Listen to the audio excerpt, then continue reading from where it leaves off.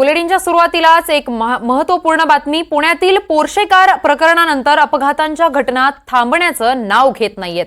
पुण्यात 14 वर्षाचा एक अल्पवयीन मुलगा भर रस्त्यात टँकर चालवत असल्याची घटना समोर आली आहे।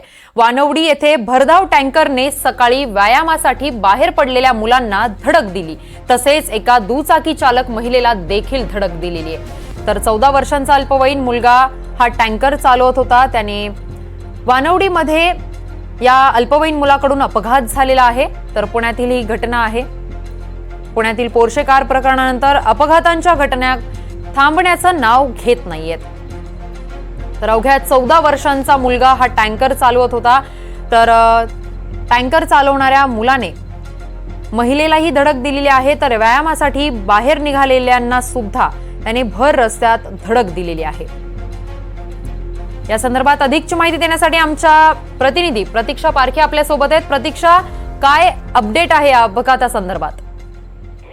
सध्या या प्रकरणात या मुलाला पोलिसांनी ताब्यात घेतलेला आहे। मुलगा अल्पवयीन आहे, 14 वर्षाचा हा मुलगा आहे आणि याने सकाळी साधारण 6:30च्या दरम्यान एक ट्रक चालवायला घेतला आणि या टँकरच्या खाली 2 मुली सापडल्या होत्या। एका महिलेला गंभीर जखम झालेली आहे।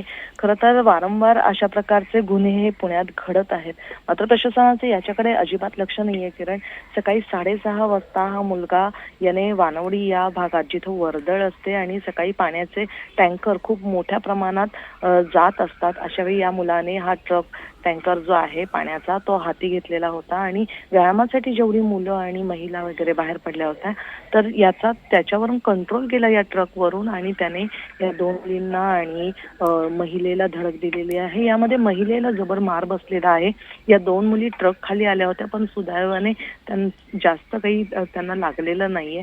संतोष ढुमे म्हणून गृहस्थ होते, त्यांनी ट्रक खालून या 2 मुलींना बाहेर काढलेला आहे आणि मग जमावाने हा ट्रक थांबवून ठेवला आणि त्या मुलाला पकडलं आणि मग घटनास्थळी पोलीस जमले आणि पोलिसांनी या मुलाला सध्या तरी ताब्यात घेतलेला आहे। पुढची चौकशी चालू आहे। हा ट्रक कोणाचा आहे आणि कशा प्रकारे या मुलाने ही गाडी चालवली या सर्वाचा चौकशी चालू आहे। किरण, अगदीच धन्यवाद प्रतीक्षा, तुम्ही दिलेल्या सविस्तर माहितीसाठी।